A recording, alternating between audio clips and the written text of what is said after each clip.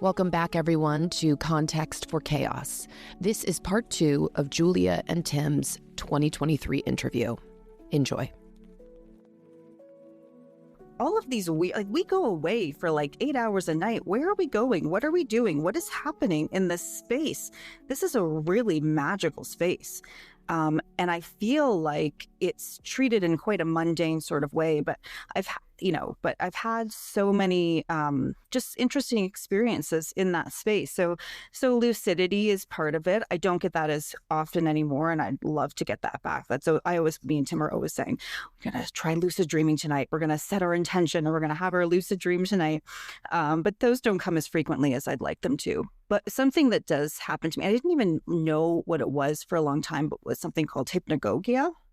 I don't know if I'm saying this right on the edge of sleep, when you're not quite transitioned yet, but you start to have the hallucinations as if you were in the dream. But do you have that? Are you familiar with that? Yeah, I have hallucinations with voices. Audio too. I have that as well. Yeah. Okay. Yeah. So you know what they I'm talking literally about. do sound like other people. Like they are not me talking. Like and they're out there. They feel out there. They exactly. feel out there. And it's almost like, you can kind of like a buzz in your ear. So interesting. It's very weird. Yes. And actually, it's kind of funny you brought up lucid dreaming, or like the fact that you want to get, you want to bring it back or you want to enhance it. Mm-hmm. There's a really great book called Dream Yoga. Okay. I think you would love that book. I will look into it. I got a tattoo from that book. No, wow. It says, is this a dream? On my arm. Oh, is this a dream? Is it? Yeah. And then I know. And that's one of his. Know exactly what you're talking about. The Carlos Castaneda. Yes. Exactly. So I think this is a sign you should probably maybe check out Dream Yoga. I am going to check it out. Yes. I'm looking at the hands. Right? Yeah. Because about halfway through the book, he goes past lucid dreaming. He goes, because there's there's monks that use it as a yin and yang, right? So the yin is when you're asleep and the yang is when you're awake. Mm-hmm. And yin, they can stay awake and go to their core star. Right. They can stay awake through 4th stage dreaming and be in their core star. So if he basically developed his own practices and stuff like that to get him deeper and deeper into these lucid dreams. Oh, that's awesome. And he's able to go down and he uses mandalas and things like that. So he has all sorts of exercises. So you might that's amazing. Be interested in that. I have not gotten to that place yet. I am not able to, even though I have it tattooed, it's almost like a reminder for me, like you, that I want to go there. Yeah. So when I do, the stress of my life is not, it's hard for me to let go of certain things to get, to allow it to happen. It's calling. But you saying that is bringing it back to the forefront of my mind too. Yeah. So that's super cool. It's endlessly fascinating to me. I just think there's so much we could do in that space that is just so untapped. And I just want to explore it more. Absolutely.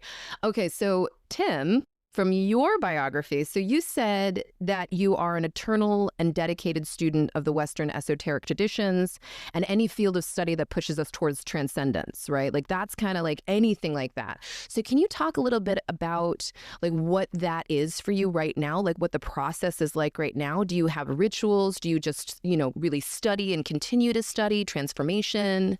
Kind of all of the above. And it changes depending on the time. A lot of my work, like the central aspect of my work is kind of based around the Golden Dawn system of magic. So there'll be like certain like larger initiation rituals and what they call elemental advancement rituals, which is kind of the 5 elements technically are awakened within you and purified slowly. So it's like with each one, you have like a whole series of things you've got to work through. And this is the outer order system. Like this is just the work before you get to the real magic, but that can be pretty complicated. So I let myself, I've been doing this for like the Golden Dawn in particular for about 6 years now. But when I go through it, it's like different experiences will arise depending on the element you're working with. Sometimes people will have like when you're going through the earth grade, like people will lose their job or like they'll have to put themselves in some situation where they have to, or you'll have health problems or something like each grade has a certain elemental challenge. You start to come up or things start to do its own natural transformation from the fact that you're walking through these phases. Like it's not that the Golden Dawn is telling them do these things. It's that these are the things that start to come up. Exactly. Yeah. It's like these initiation rituals like are designed to like awaken the elements within what they call your sphere of sensation. You're basically your aura. So that, and then you're like, whatever parts of those are out of balance, you're kind of left to work with and find balance with and integrate within to yourself. Sounds very Kundalini too. Sounds very, I had like, I actually forgot about this. And it's so funny that two things that happened to you are now like making me remember my Kundalini awakening, because you said you like, am I going crazy? What's happening? And then the process of, I guess, the universe or, the matrix or what do you want to call it, like just sort of bringing up things that you have really buried. And it's just like, we will cleanse them now. And I was like, why am I so sensitive to everything? Why am I so, and not even psychically, just like really sensitive. I don't know why I'm hurting this badly, or I don't know why, these relationships broke me, or I don't know why, money is such a difficult thing for me. And now I'm having to face all of those things. So is that similar, like a similar kind of process through the Golden Dawn? So it's like all a purification process. And then the air grade, love to like straighten out your mind, the water grade, your emotions. And I thought the water grade would be the easiest for me because I'm like Cancer, Sun, Pisces, Moon, but I barely survived it. And I also do think like there is something to be said, like people do have easier experiences of it. I think me, like I had like a pretty extensive history of trauma, and then I like grew up like undiagnosed autistic and stuff. So I think it might have been a little bit rougher for me. And I because of like certain things that come with autism, like you get really attached to things and routines and ways of being. So it's like when you do this kind of work, it's like they get ripped away from you. So you have to come to terms with that really quickly. Yeah, I joined the Rosicrucian Order a long time ago, and I printed everything out, and like I've been in it long enough that I think I have almost all of the files, and I have to sit down and read them, because every time I do, it's almost like this massive like a dedication beast comes out of me, and I'm like, I need like 8 years in a shire. Like I need to like, I can't do this in New York City right now. Like it's so, yeah. I don't think that you have to live on a mountaintop in order to feel fully purified, because that's just not, it's not feasible. It's not a way to live if you're not called to it. No one's asking anyone to go there, but we all have to stand in line at CVS. Yeah. We all have to do things that we don't necessarily want to do. And we can have like an easier time with them if we want. But if we go down the Rosicrucian paths and like the Golden Dawn paths, I suggest a forest. I suggest a removal from people for a second. Like, right? Wouldn't you? Yeah. If you can. If you can. And I had no frame of reference for any of that. So I didn't really know what I was getting into. Like, I'm glad that I've gone to it because it's been really rewarding. And like, I feel like I basically owe everything that I am today to it. But it was a hefty order at the time. Yeah, you're like, go into it, but be prepared that it may bring up some stuff that you weren't expecting. Yeah. Or that you didn't even know could probably change inside of you, which is another thing about transformation. A lot of things that change, you have absolutely no idea what did it. It's like you can say 8 things, 20 things, 30 things contributed, but they were all this big tidal wave of a change. Yeah, I think that was a big part of it too, was just like letting go of that control and surrendering more, because like letting go of that control was a really painful experience for me. Oh my God. Yeah, it really is. I mean, I think that's, the big grappling point when people, especially like just simple things like meditation, and people don't know that they are fearful of losing control because it doesn't look like you're losing control. It doesn't, physically present as falling off a cliff. But we do think that if we hold on to our thoughts every single second of the day, that our outcome that we want is going to happen. And that's the fear. You can see it like, especially in like major breakups where you're like, I have to think about that person all of the time. And if I don't think about that person, it's going to slip and they're not going to come back to me. And it's, so it's like hard to recognize that you think your mind can control things. So yeah, it's very scary to imagine that you're going to be okay if you also technically don't have any control. And then we have all these ideas of who we think we are and like how our lives are supposed to unfold. But it's like 9 times out of 10, like we don't have any idea. Yes, exactly. And life knows better. And that's really what I would get at, is that the deepest part of my practice is probably just living and following the lessons that life gives me. I love it. That's very Golden Dawn. Oh, yeah.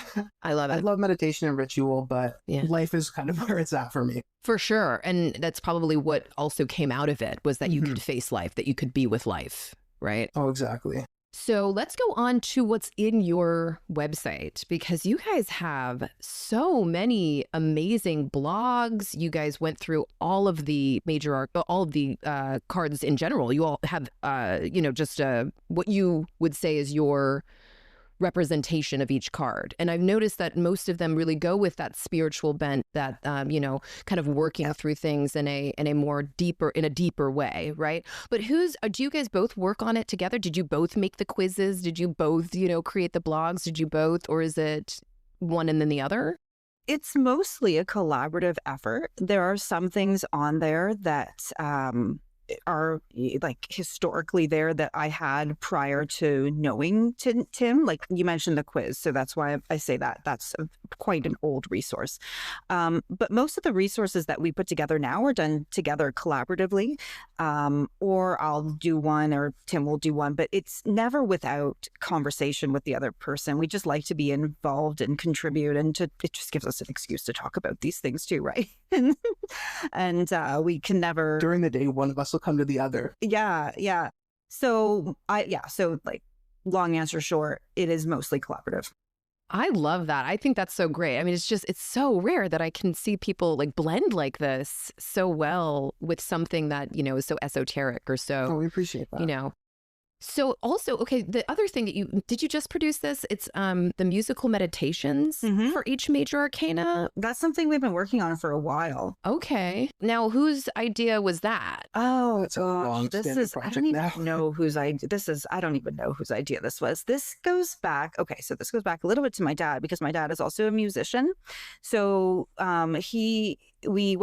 we went to him to help us with this project, but how we decided we wanted to do this project, I don't really know. I do remember a few years ago when we started having some stranger experiences with tarot, something started to come together for us around the importance of sound and sound within the cards, and just sound sort of esoterically and spiritually speaking, just like the overall importance of sound and vibration. And so somewhere in all of that, I think probably one of us was like, we should do some meditation music, or we should do this. And then at some other point in that journey said to my dad, hey, do you want to do this thing? Which, I knew he would be down for, which he was. So that's what we do. So we sit with my dad and kind of talk him through the card a little bit. And he takes that and he goes and produces the music on his keyboard. And Tim does the poetry. And yeah, so again, it's like a very collaborative effort. I don't know. Am I missing something there? Do you remember more? I love how your Pisces moons are just like dancing around this meditation. I love it. Yeah. A lot of it came about when we were getting pretty deep into the Paul Foster Case tarot material as well. Too. And we got into the different musical notes attributed with each card and started to explore that a little bit. I think that's where the idea came up as well. That's really cool. Yeah. Once we got a hold of the Paul Foster Case material, so I should also say the Paul Foster Case material specifically edited by Wade Coleman, because I don't think people give him the credit that is due, but he's done an amazing job with it, and it's been like an enormous inspiration on our practice. But kind of agree. And that also is where the 78 Connections came out of as well. Yeah, I was going to ask about, yes, that's another one, 78 Connections. Like, there's not that many resources that do correspondences like that. So it's just the Rider-Waite, meaning like you're looking at both of the images in Rider-Waite. That's right. Right? And I mean, well, that's the original Total Divination one. So that makes a lot of sense, because that's where all of our minds are coming from. It's like no matter if the card is completely different in somebody else's deck, it's still vibrating from that first one, So with these meditations, are you... I didn't get a chance to listen to one yet. I've been wanting to. I've just been literally here, like working like crazy. So I'm like, I should just take 20 minutes and listen to one of these while I take a break. But I haven't yet. So you said there's poetry and there's music involved. Is this to get somebody deeper into the feeling of that card, like to kind of understand? Exactly. That's really important, because I think we get too cerebral with these cards, and so we don't really know how it feels to be the High Priestess or how it feels to be the devil. Exactly. Yes. Yeah.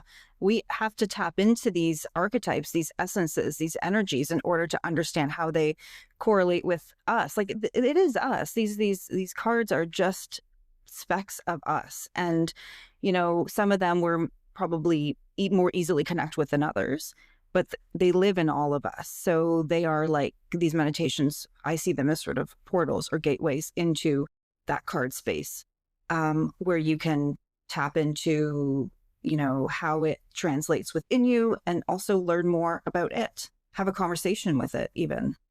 That's so important. That's so important because I think that's what took me a very long time to feel, I don't want to say get good at it, but to feel at one with it or to really connect with it, is because we just are constantly going over definitions. Yeah. And definitions is like constantly going over the dictionary. Like that doesn't teach you the grammar, it doesn't teach you the emotion, it doesn't teach you the culture, it doesn't teach you the dress, it doesn't teach you anything else, but maybe makes you sound like you maybe know what you're talking about, but it's not the feeling that you probably want to have. It's not. And I think that's why a lot of people leave tarot, is because they aren't connecting to that that real feeling that you get when you're really moving with it. Is that how you guys feel too? Oh, exactly. And even that's also why we like this, doing the 78 connections as well, because it forces you to work with both the analytical and the creative mind with tarot. It's like you can you can memorize the correspondences, but like what do they mean, and what does this one mean in relation with that one, and how do they interconnect? Like how can they work together to form an idea, or even to give you some sort of personal revelation? Thank you for joining us, and until next time, as above, so below. Blessed be.